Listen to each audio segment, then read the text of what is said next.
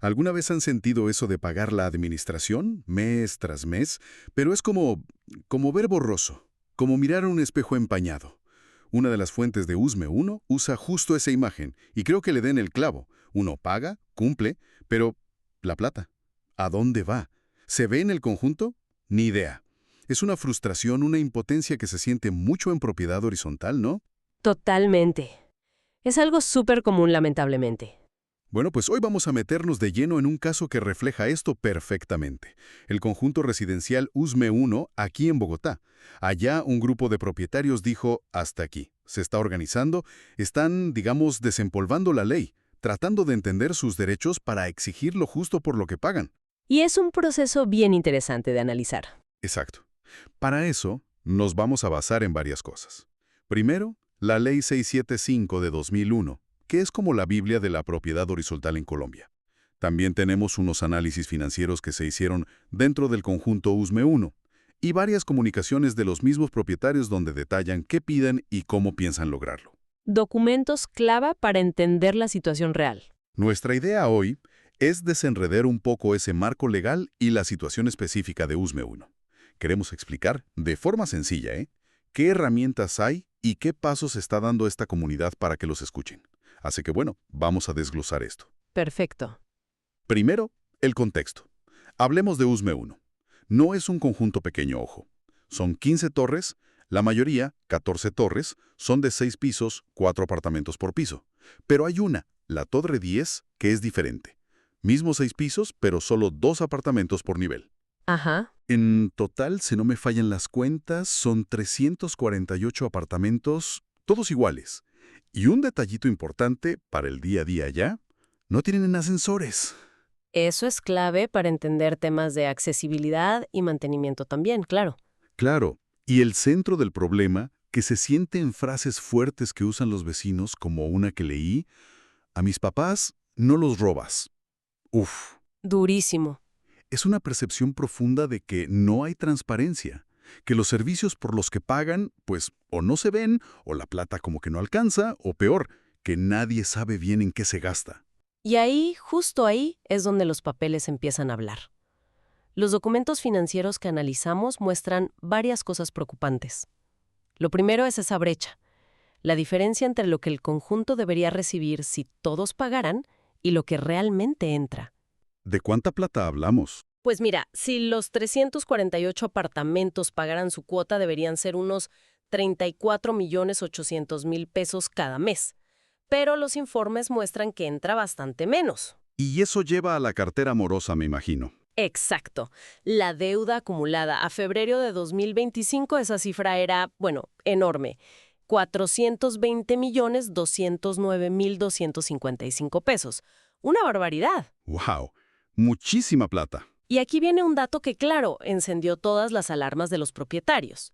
Una parte grandísima de esa deuda, casi el 60%, bueno, 58.3% para ser exactos, que en una auditoría de septiembre de 2024 se calculó en 228.294.114 pesos, correspondía al constructor original, a Nele Conar. Al mismo constructor del conjunto. Al mismo. Quien los representa en las reuniones, según los documentos, es un señor Cristian Ovalle. ¡Qué lío! ¿Y cómo así que el constructor debe tanta plata de administración? Ayes. La obligación de Neleconar de pagar administración por los apartamentos que todavía son de ellos o que no han entregado formalmente depende de varias cosas.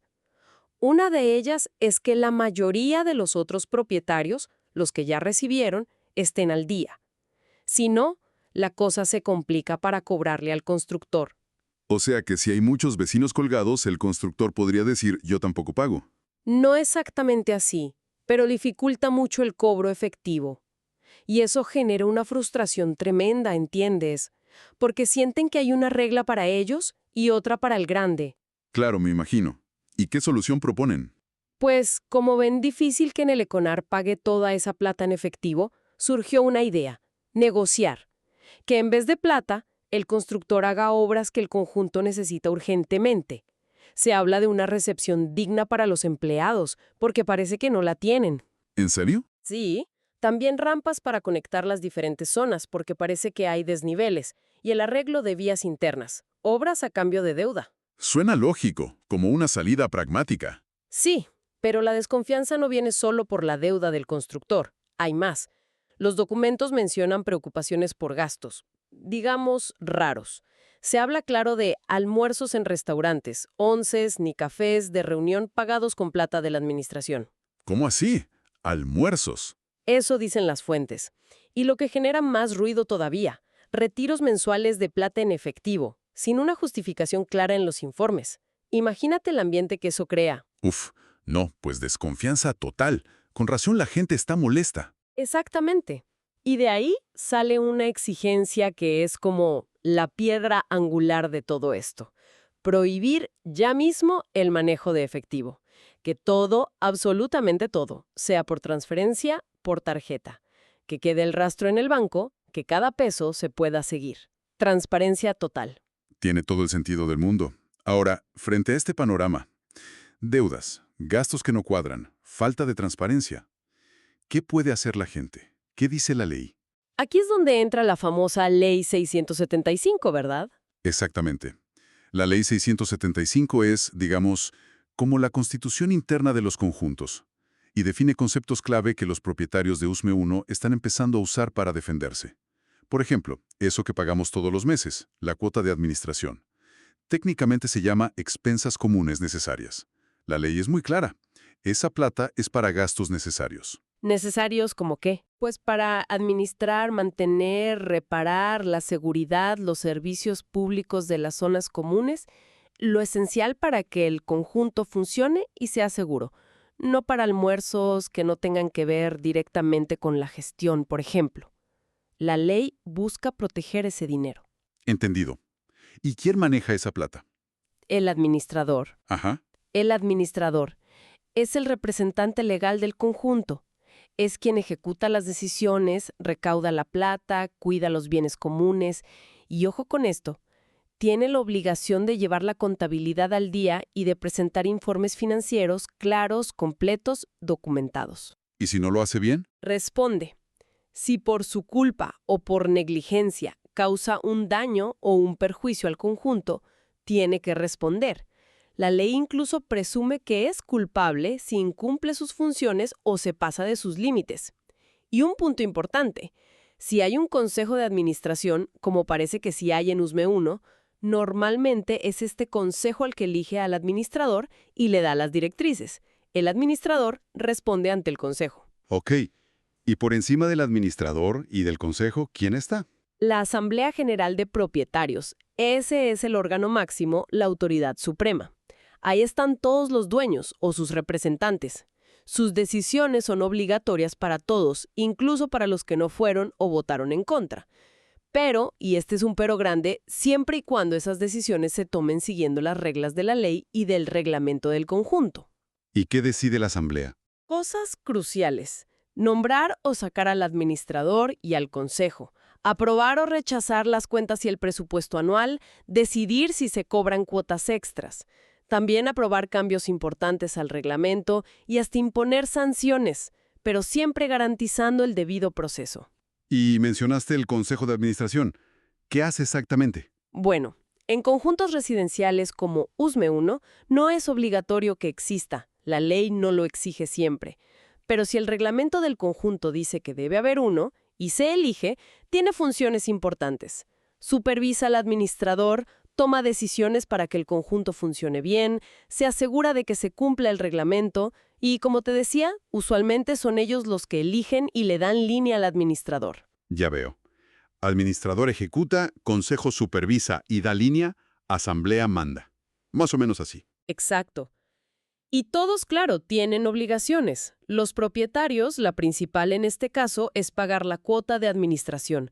Esa obligación existe aunque no vivas ahí, aunque tengas el apartamento desocupado, y la ley es tan seria con eso que hasta dice que si vendes el apartamento debiendo administración, el que compra también se vuelve responsable de esa deuda. Por eso en las notarías siempre piden el paz y salvo. Clarísimo. La ley pone las reglas del juego y define quién hace qué. Pero aquí viene el choque con la realidad de USME 1, sobre todo con el tema de las asambleas. Cuéntanos esa parte, que parece ser el centro del conflicto ahora mismo. Sí, total. Las fuentes describen unas situaciones con las asambleas que, bueno, son complicadas y explican mucha de la molestia actual. Relatan un episodio muy concreto, la asamblea anual que se convocó para el 6 de abril de 2025. Según cuentan los propietarios, la reunión empezó, pero muy poco después la administradora la canceló. El argumento: falta de quórum. ¿No había suficiente gente? Eso dijo ella. Pero lo grave, según la denuncia de los vecinos, es que antes de cancelarla, cuando la gente estaba llegando, les impidieron entrar a la mayoría. ¿Cómo así que les impidieron entrar? Sí, dicen que les bloquearon el acceso al salón, incluso con presencia de la policía, que les decían que ya no cabía nadie más, y los hicieron devolverse a sus apartamentos. Imagínate la escena. No, terrible. ¿Y por qué harían algo así? Los vecinos sienten que fue una estrategia para evitar que la mayoría participara y exigiera cuentas. Y dicen que no es la primera vez. Afirman que la asamblea del año anterior, la de 2023, también la cancelaron. Esa vez la excusa fue falta de preparación. Entonces ven un patrón, ¿sabes? Un patrón para evitar la asamblea real. Entiendo la frustración. ¿Y qué pasó después de esa asamblea cancelada del 6 de abril? Pues que 3 días después, el 9 de abril de 2025, se realizó otra reunión. Esta vez como segunda convocatoria de esa misma asamblea anual de 2024 que no se pudo hacer. Y aquí viene lo que tiene indignados a muchos.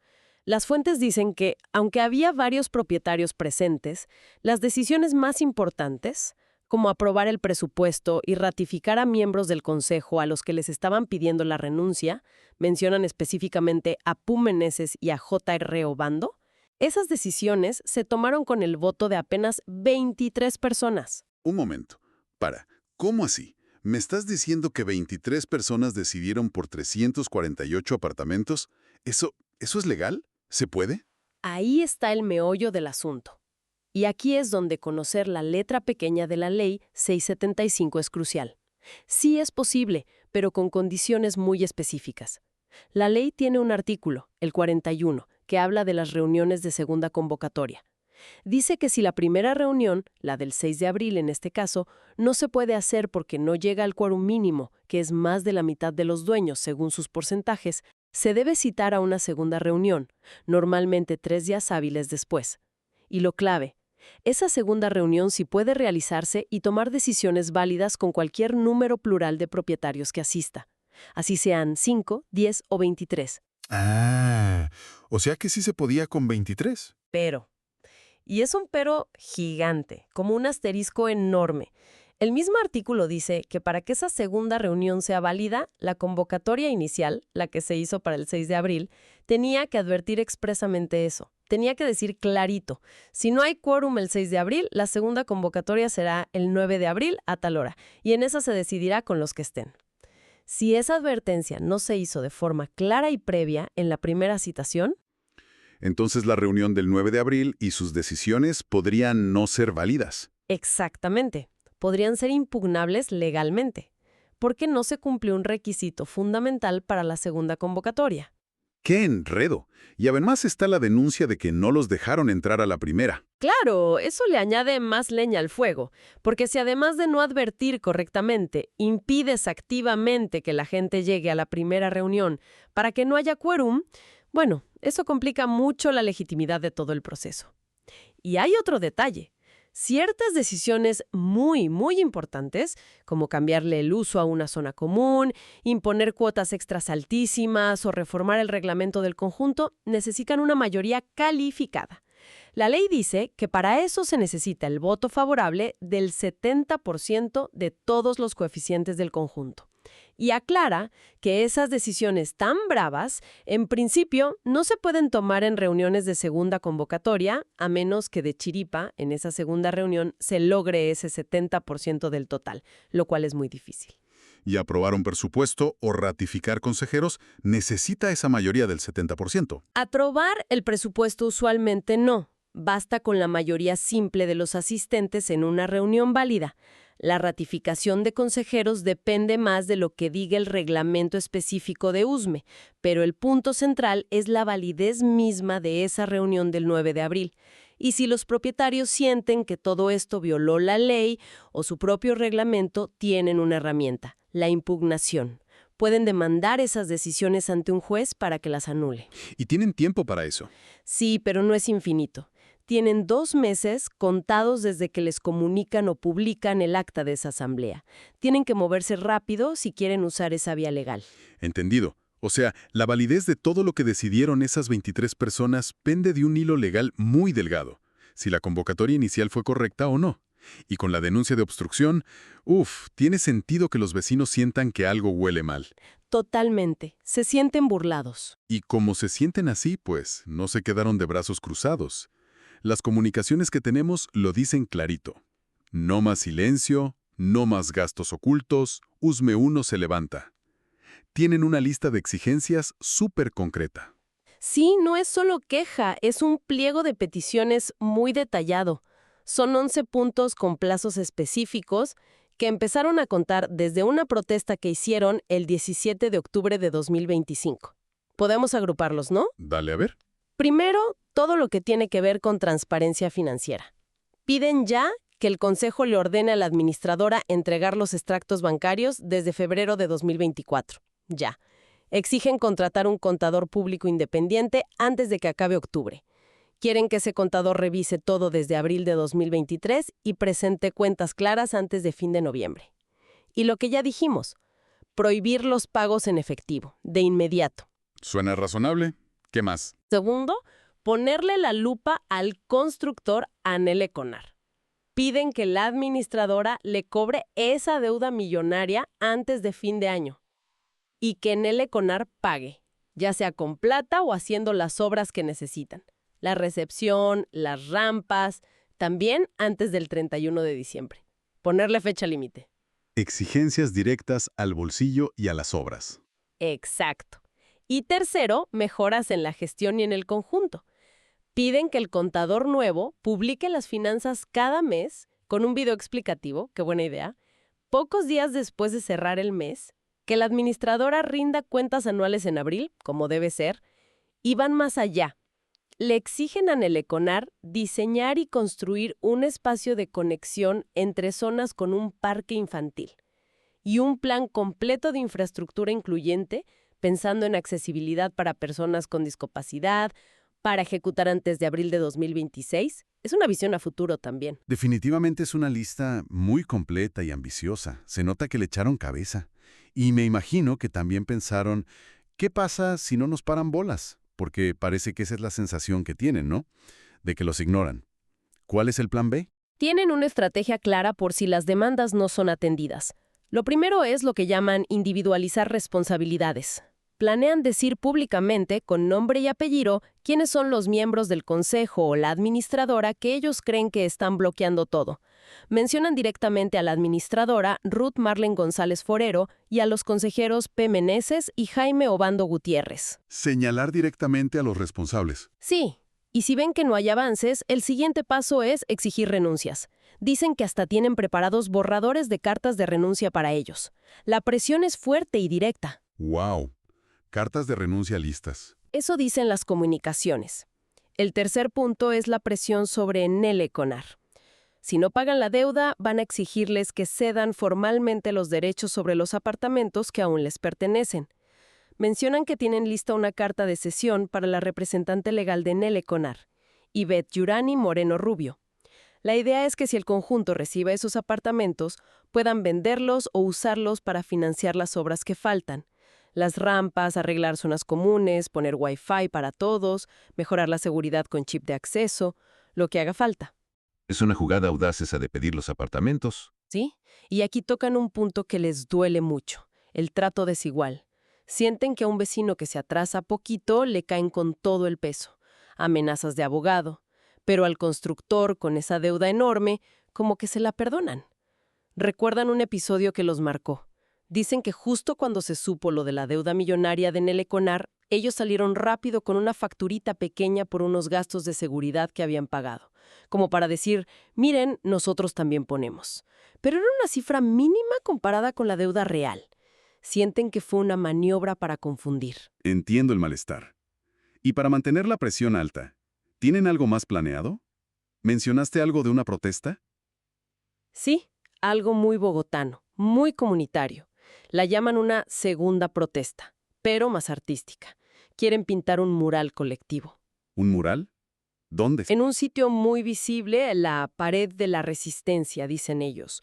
Parece que está en la entrada peatonal de la zona media del conjunto, y quieren hacerlo coincidir con una visita de seguimiento del periodista Andrés Zapata, de City Noticias, que ya cubrió la primera protesta de octubre. Ah, aprovechar la visita del periodista. Astuto. Claro, la idea es que el mural se quede ahí, como la voz permanente de la comunidad, mostrando lo que piden, su unión, transformar un muro cualquiera en un símbolo. Y el plan es que sea algo familiar, que los niños pinten, que expresen cómo quieren su conjunto, mientras los adultos aprovechan que están todos reunidos para recoger las firmas que les puedan faltar para futuras acciones legales o lo que necesiten. Suena bonito y práctico a la vez. ¿Y si no los dejan entrar ese día? Ya vimos que les pasó antes. También pensaron en eso. Tienen un plan B logístico muy práctico. La instrucción es, si la administración o los vigilantes les ponen problema para entrar a pintar el mural, deben decir que van de visita al apartamento 601 de la Torre 7. A un apartamento específico. Sí, invitados por el ingeniero de Reyes, que es hijo de la propietaria de ese apartamento. Y si aún así les impiden el paso, la idea es hacer ruido desde la entrada para que el ingeniero baje y les facilite el acceso. Recordando que usar las áreas comunes es un derecho de los propietarios y sus visitas autorizadas. Tienen respuesta para todo. Definitivamente están organizados. Y el último punto de la estrategia es un llamado a la acción interna. Les recuerdan a los demás vecinos cómo funciona el poder ahí adentro. La administradora, dicen ellos, sigue las órdenes del consejo. Y vuelven a señalar a P. Meneses y J.R. Obando como las figuras clave en ese consejo. Así que parte del plan es que los mismos vecinos contacten directamente a estos consejeros y les exijan que den las instrucciones necesarias para que se cumplan las demandas de la comunidad. Presión por todos lados. Entonces, si resumimos, lo que estamos viendo en USME 1 es como el viaje completo, ¿no? De la frustración individual, de sentirse ignorados, a la acción colectiva organizada. Están usando la información que consiguieron, están estudiando la ley y están usando esas herramientas para exigir transparencia, para que les rindan cuentas, para que se cumplan las obligaciones, tanto de la administración como del constructor. Es un caso muy vivo de cómo conocer tus derechos y unirte con otros puede empezar a mover las cosas. Exactamente. Y lo fascinante es ver esa transformación, ¿no? Pasar de la impotencia de sentir que no puedes hacer nada a construir un poder colectivo basado en datos, en información concreta y en entender las reglas del juego. La Ley 675 da el marco. Las herramientas están ahí sobre el papel, pero llevarlas a la práctica, hacerlas valer, eso requiere organización, requiere persistencia y sobre todo requiere tener claros los hechos, como esas cifras financieras, esa auditoría, y los procedimientos, como esas reglas de las asambleas, lo de la segunda convocatoria. Totalmente de acuerdo. Y esto, inevitablemente, nos deja pensando en algo más amplio, que seguro pasa en muchos otros conjuntos residenciales. ¿Cómo qué? Pues, ¿qué tan seguido esas herramientas y esos mecanismos de protección que las leyes como la 675 ofrecen son realmente usados por la gente, por los residentes, para defender sus derechos? ¿Qué barreras existen, a veces en el mismo sistema, a veces por falta de información, a veces por prácticas administrativas que no son transparentes, que impiden que las comunidades logren esa rendición de cuentas a la que tienen derecho? Y quizás la pregunta más interesante: ¿qué hace que una comunidad como la de USME 1 logre organizarse, echarle cabeza y dar esta pelea, mientras que otras, que quizás tienen problemas muy parecidos, no lo logran? ¿Cuáles son esos factores clave para el éxito? Ahí queda la reflexión para todos.